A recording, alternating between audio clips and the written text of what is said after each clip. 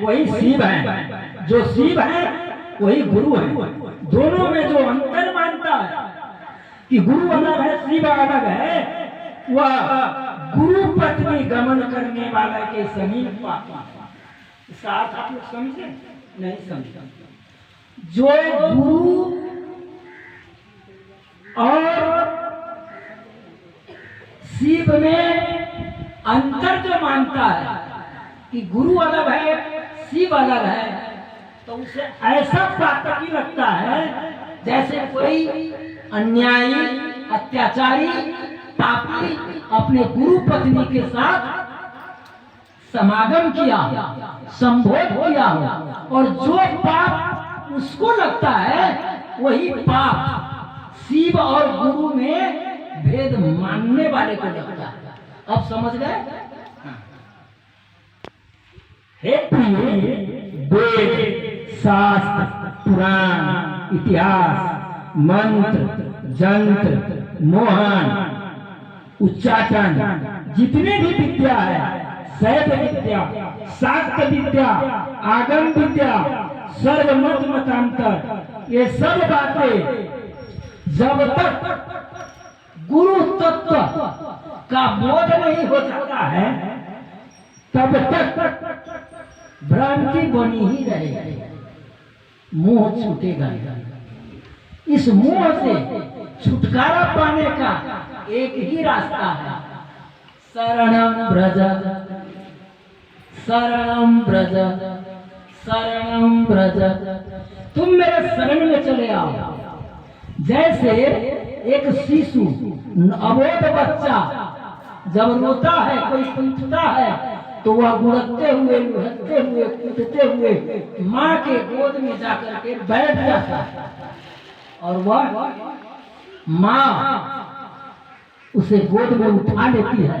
तो वह बच्चा क्या कहता है कि अब मुझे कौन मारने वाला, हम तो माँ के संरक्षण में चले आए, हमारा रक्षक माँ है।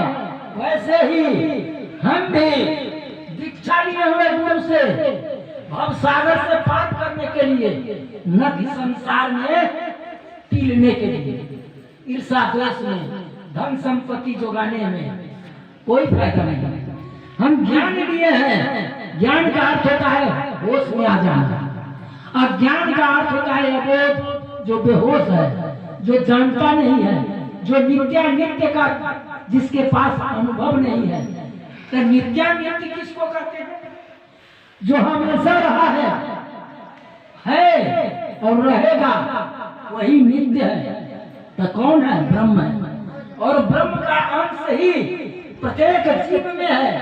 जीव का शरीर तो मर जाता है, यानी यही रह जाता है। इसमें से सूक्ष्म तत्व ज्ञानेंद्रियां कर्मेंद्रियां 5 स्थूल तत्व 15 मन और बुद्धि, ये 17 तत्व सूक्ष्म रूप से इस शरीर को त्याग करके कर्मानुसार जो जैसा किया जाता है उसके अनुसार दूसरे योनि में उसे जाना पड़ता है, क्योंकि वह हमारा कर्म का फल है। कर्मण्यवाधिकारस्ते मां फलेषु कदाचन। हमने जैसा कर्म किया है वो फल तो मुझे मिलेगा ही, फल हमारे हाथ में नहीं है। हाँ, एक चीज हमारे हाथ में है, सत्कर्म करने के लिए। अहो भाग्य मानुषतन पावा सुर दुर्लभ सद ग्रंथन गावा। 1,84 योनि में चिल्लाने के बाद, भटकने के बाद, ट्राई करने के बाद भगवान जब खुश होते हैं तो मनुष्य योनि में जन्म देते हैं, और उसमें भी आप लोग तो माँ है, उस कष्ट को, उस रूप को, उस दर्द को आप लोग जितना समझेंगे, हम मूर्ख मनुष्य में नर उतना समझ नहीं पाते हैं। जैसे जब माँ के, आप लोग ध्यान देंगे, बड़ी मार्मिक बात है, जिस रोज से माँ के गर्भ में मनुष्य आता है उसी समय से वो मरना शुरू करता है। आप कहेंगे ये सब झूठ बोलता है, लेकिन मैं जो कह रहा हूँ आपको मानना पड़ेगा और माने बिना नहीं रह पाएंगे। गर्भाधारण करने के समय आप फूंद के जैसा रहते हैं, पिंड के जैसे रहते हैं, नहीं। और जब वो बच्चा का रूप धारण करता है तो वो पिंड खत्म हो जाता है, बच्चा हो जाता है, नहीं। तो वो बच्चा क्या करता है, मुंह नीचे हो जाता है और पैर ऊपर हो जाता है।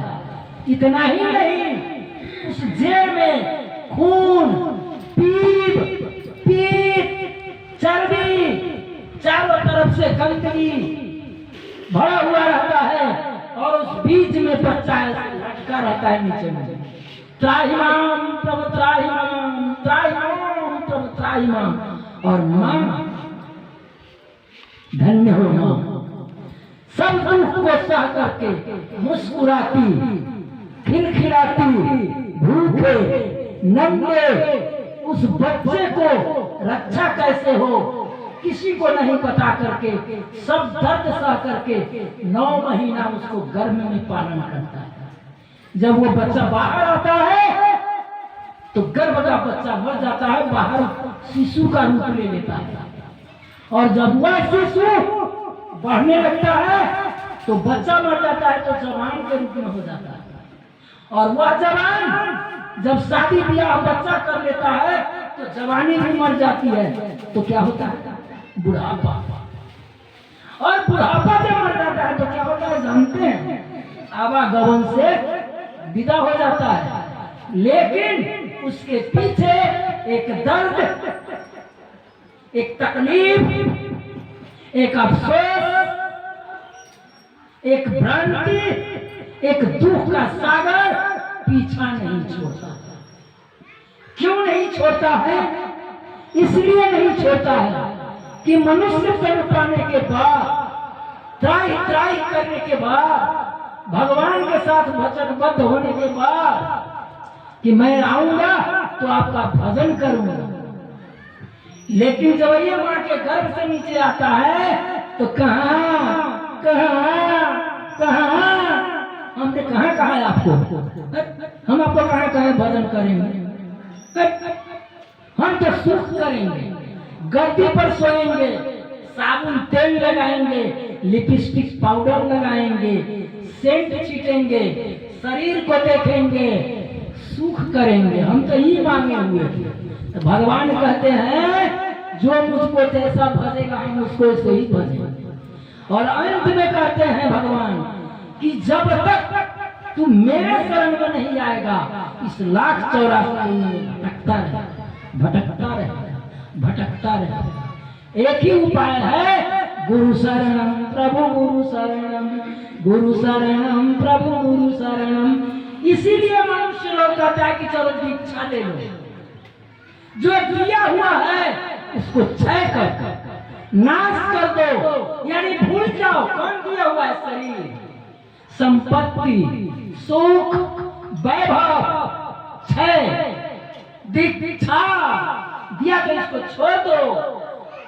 छोड़ने का अर्थ इसको छोड़ दो सब। इसमें जो आसक्ति है, इसमें जो ममता है, उसको क्षय कर। बच्चे को पालो, धन कमाओ, सुख करो, लेकिन वही चीज मैं हूं, उसी में मैं अपने को भुला जाऊंगा तब तो नहीं हुआ। करो, लेकिन इस भ्रम से डरो। प्रेम से बोलो श्री सद्गुरु महाराज की। इसीलिए लोग गुरु के नजदीक आते हैं, दीक्षा लेते हैं। भवसागर खेवैया इनका नाम है। ये रहबर हैं, राह दिखाने वाले हैं। अभी हम आपको सामने कहे हैं, अज्ञान तिमिरांधस्य, तिमिर माने अंधकार, अज्ञान रूपी अंधकार में जो हम भटक रहे हैं, ज्ञान अंजन सलाकया, ज्ञान रूपी काजल लगा करके हमारे आंख का पर्दा हटा करके ज्ञान रूपी ज्योति दीजिए हे गुरुदेव। ज्ञान अंजन सलाकया, उस अंजन करने वाले लकीर से, रास्ता दिखाने वाले मंत्र से, उस सलाका मंत्र है ध्यान मूलम गुरुरमूर्ति पूजा मूलम गुरु पदम मंत्र मूलम गुरुरवाक्यम मोक्ष मूलम गुरु कृपा। गुरु बिना कौन सहाय जगत में, गुरु बिना कौन सहाय। इसीलिए हम आज बड़े खुश हैं। हमारे गुरु भाई गुरु बहना आपसी प्रेम रखें। साधारण हम देख रहे हैं जिसे कुछ नहीं आता है, जो कर्म अकर्म तक नहीं जानती है, शिव चर्चा और देखेगा तो हटले से जाएगा जय गुरु बहिना, जय गुरु बहिना, जय गुरु बहिना। हम लोग जो दीक्षित है गुरु महाराज के, तो देखेगा तो मुंह इधर करेगा, मुंह इधर करेगा, प्रणाम की जो बातें अहम है कि मैं ज्यादा जानता हूं, मैं ज्यादा होशियार हूं, यही लेकर के मनुष्य को डुबाता है। वही बात हमारे अग्रज डॉक्टर साहब हमको दिए हैं, जो व्रत तीर्थ ज्ञान तप सब बेकार हो जाता है। गुरु को जब बताए हुए रास्ता पर नहीं चलता है, कितना भी व्रत करेगा, दान करेगा, यज्ञ करेगा, सो दिखाएगा, कितना दान करता है तो कहेगा कि हमारा नाम चलेगा, जब करेगा तो वो कहेगा फलाफल जब करता है, इस उद्देश्य से करता है। और कितना कहता है कि हमारा कर्तव्य है भगवान का संपत्ति भगवान को अर्पित करना, तो उसको फल मिलता है। और जो कहता है कि मैं बड़ा करता हूँ, नाम हमारा लोग लेगा, तो उसके अंदर अहंकार हो जाता है। जैसे दानव लोग तपस्या करते हैं तो काम लेकर के कि अमर हो जाए, तीनों लोग पर राज करे, तो जिसकी उत्पत्ति होगी उसकी तो नाश होगा कि नहीं होगा। जो जन्म लेगा तो मरेगा ही, लेकिन जो भक्ति मानेगा तो भक्ति में ऐसी शक्ति है, जन्म जन्म मुनि जतन कराही अंत काल मुख आवत नहीं। कौन नहीं आता है तो भक्ति तो शुरू से कीजिएगा तब ना।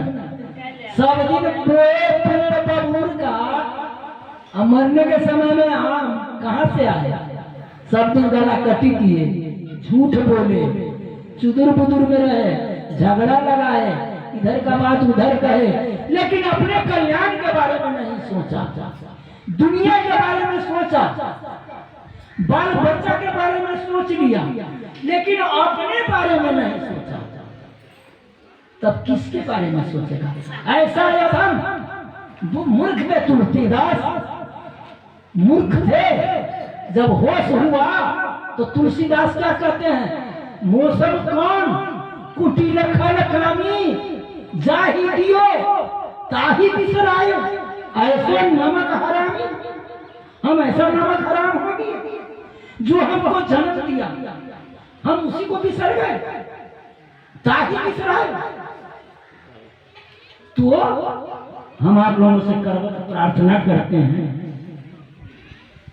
किसी से किसी भी प्रकार का दुख हो गया हो, तकलीफ हो गया, आपस में द्वंद्व हो गया हो, तो सबों के तरफ से हम दसों नौ जोड़ करके उनसे प्रार्थना करते हैं कि सबों में एक रूप, एक प्रेम, एक सद्भाव रखें। यह दहिया के कौनो ठेकान बोले बोले ना बोले। अभी प्रेम से बोलिए श्री सदगुरु महाराज की कोई किसी का नहीं है। मरने के बाद ये सजाया हुआ शरीर यहीं रह जाएगा, लेकिन अंदर जो हमारा कमाई है वो तो जाएगा जाएगा। एक यही भक्ति कमाई है, जहां तक अब कमा लिए। जैसे कोई बद्री नारायण जा रहा है, तो बद्री नारायण जा रहा है, वो प्रयागराज पहुंच गए, दादा ऋषिकेश पहुंच गए, तो ऋषिकेश से कल होकर के आगे बढ़ेगा कि फिर हरिद्वार की तरफ से आएगा? आगे बढ़े। वही है भक्ति।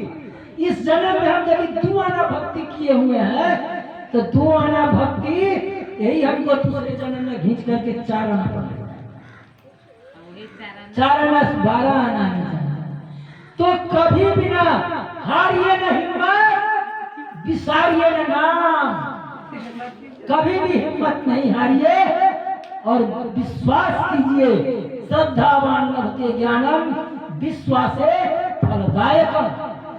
तो यहाँ पर विद्या गुरुदेवों के मुख में रहती है।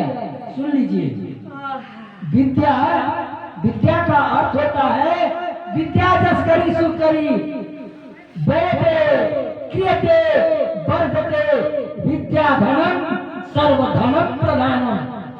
ये ऐसी विद्या है, इसको जितना खर्च करोगे, जितना पढ़ोगे उतना ही बढ़ेगा। वेदे क्रियते वर्धते विद्या धनम सर्वधनम प्रधानम। और वो क्या कहाँ रहता है? तो गुरु के मुख में रहता है। यानी गुरु का वो अनुचर है। गुरु जैसा आदेश देंगे विद्या वैसा ही उसको फलीभूत होगा। श्री सतगुरु महाराज की जो गुरु बताते हैं उस रास्ता को जो मनन करेगा, ध्यान करेगा, उस रास्ता पर अपने को लगा लेगा, सुरति निरति को ध्यान दे देगा, वो भवसागर से पार कर जाएगा। प्रेम से बोलिए श्री सतगुरु महाराज की। यह गुरुदेव की भक्ति से होती है। यह बात तीनों लोक में देवी, ऋषि, पुत्रीगण, मानव स्पष्ट रूप से कहा गया है। गु शब्द का अर्थ होता है अंधकार यानी अज्ञान। रू का अर्थ होता है प्रकाश यानी ज्ञान। तो दोनों को नष्ट करने वाला जो ब्रह्म रूप प्रकाश है, वही ब्रह्म रूप प्रकाश, कोई दूसरा नहीं है, वो गुरु है। इसमें कोई शंका की बात नहीं है। प्रेम से बोलिए श्री सतगुरु महाराज की। आगे बढ़े। श्री सतगुरु महाराज